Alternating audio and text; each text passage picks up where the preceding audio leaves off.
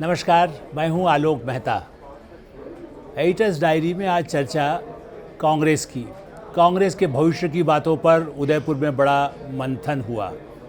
उसको वैसे तो चिंतन शिविर कहा गया था, लेकिन बाद में नाम कर दिया गया संकल्प शिविर।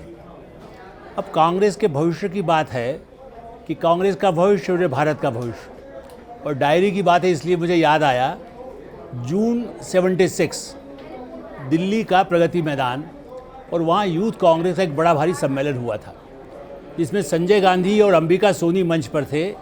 अंबिका सोनी तब यूथ कांग्रेस की अध्यक्ष थी, भारतीय युवक कांग्रेस की अध्यक्षा। इंदिरा गांधी प्रधानमंत्री थी और संजय गांधी तब केवल युवक कांग्रेस की राष्ट्रीय समिति के सदस्य मात्र बनाए गए थे। देश भर में घूम कर आए, कार्यकर्ताओं से मिलते रहे थे, वो अध्यक्ष नहीं थे। और तब ये बात बड़े ज़ोर शोर से कही थी, कांग्रेस का भविष्य, भारत का भविष्य। और उस समय निश्चित रूप से इमरजेंसी का प्रभाव भी था। 75 से वो राजनीति में आए थे, 76 में इमरजेंसी चल रही थी। और 1-1.5 साल में, जबकि संजय गांधी ज़रा ज़मीनी रहे, कार्यकर्ताओं से मिलते थे, ज़मीन के साथ जाते थे, बहुत कोशिश करते रहे। लेकिन आपातकाल बाद जब चुनाव हुए तो न संजय गांधी केवल हारे, बल्कि पूरी पार्टी ही बुरी तरह हार गई थी। लेकिन आप देखिए, उसके 2 साल भी ज़्यादा नहीं निकला, 1.5 साल के बाद ही 80 में ही वापस कांग्रेस की सरकार आ गई। तो कांग्रेस का भविष्य उस समय फिर पहले तो लग रहा था कि ख़त्म हो गई, अब कभी कांग्रेस नहीं आएगी, फिर से आ गई। अब यही बात राहुल गांधी की पार्टी में निकल करके आया। इस बार अंबिका सोनी सामने बुजुर्गों की श्रेणी में थी, क्योंकि आप समझिए 40-42 साल निकल चुके हैं, उस समय यूथ कांग्रेस की थी। और राहुल गांधी मंच पर, राहुल गांधी ने ही यही कहा कि बस जो कुछ देश बचा सकता है, भाजपा तो पूरे देश को बिल्कुल तोड़ रही है, देश खत्म हो जाएगा, महंगाई हो गई, करोड़ों बेरोजगारी हो गई, सारा भारत नष्ट हो रहा है और केवल कांग्रेस बचाएगी। और इसलिए, और सोनिया गांधी तो नेचुरली अध्यक्ष है, तो उनका भी यही कहना था।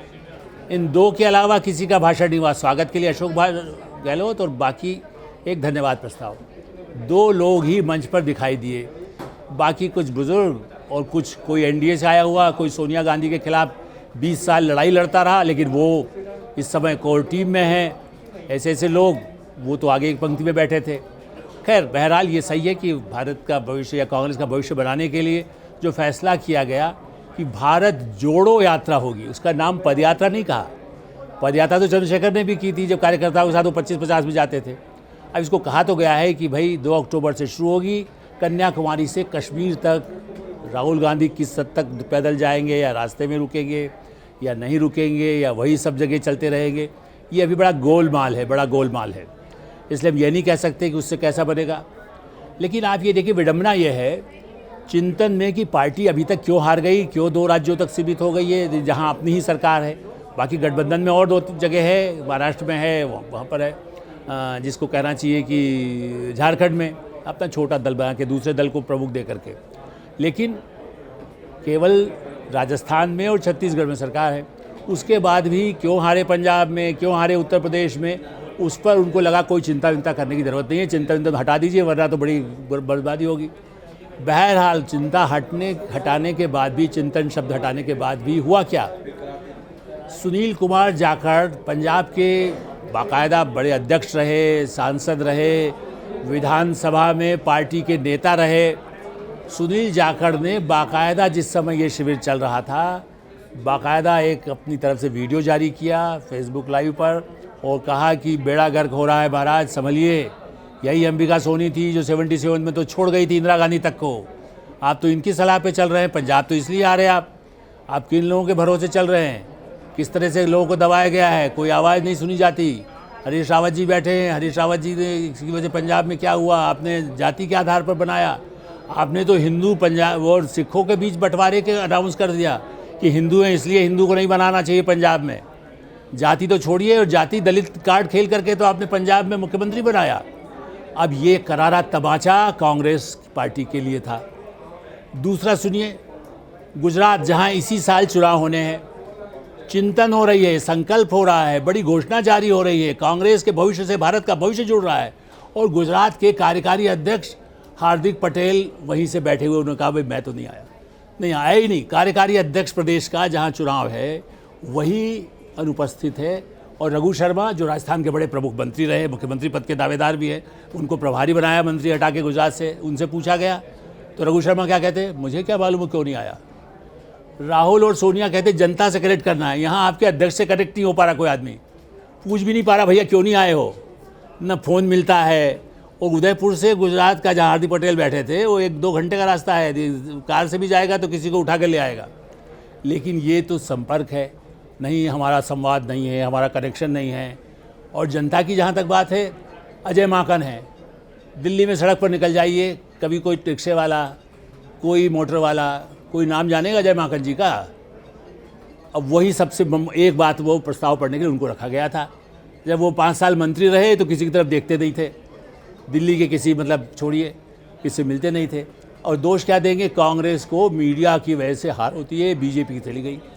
तो महाराज ये है कि जब आपके पास तो अपना अखबार रहा, नेहरू जी का चलाया हुआ अखबार, और बहुत सारे लोग जिस समय आपकी सत्ता थी तब कितने इंटरव्यू दिए राहुल गांधी ने, संसद टीवी को दिया था क्या, और छोड़ दीजिए आपका ही टीवी था, दूरदर्शन को कितने टीवी को उस समय इंटरव्यू दे दिए थे आपने, मीडिया ने आपको तब भी क्या बना किया था।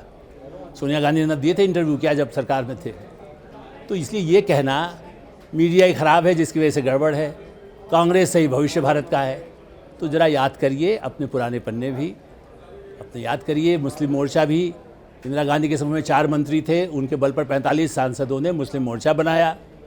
इसी तरह से जो हिंदू कई सांसद थे उन्होंने पटना में बैठक करके एक मोर्चा बनाया हिंदुओं के लिए, डॉक्टर करण सिंह गए, और बड़े नेता शंकर दयाल सिंह, श्यामनंदन मिश्र, ये सब दर्ज है। वो गूगल में आपके इस टीम को नहीं मिलेगा, वो हमारी डायरियों में, हमारी फाइलों में मिल जाएगा, जो हमारे लिखे, मेरे खुद के लिखे भी मिल सकते हैं, या कहीं और हो तो ज़रा लाइब्रेरी में जाके बैठ जाइए। इसलिए भारत का भविष्य जरूर बनाएं, जनता से जुड़ें, जनता से संपर्क करें, और चंद्रशेखर की तरह जो पूरा देश घूमे थे, जनता, गरीबों का पैसा होता था, जब लोग खाना खिलाते थे, जिस गांव में रुके वहीं खाना खा लिया, और कुछ लोगों ने फिर भी चंदा देने की कोशिश की, तो पूरी यात्रा में बाद में जाके केवल 7.5 लाख रुपए इकट्ठा हुआ था। इसलिए ये मत कहिए यहाँ तो यात्रा की शुरुआत में ही कई लाख खर्च हो जाएंगे।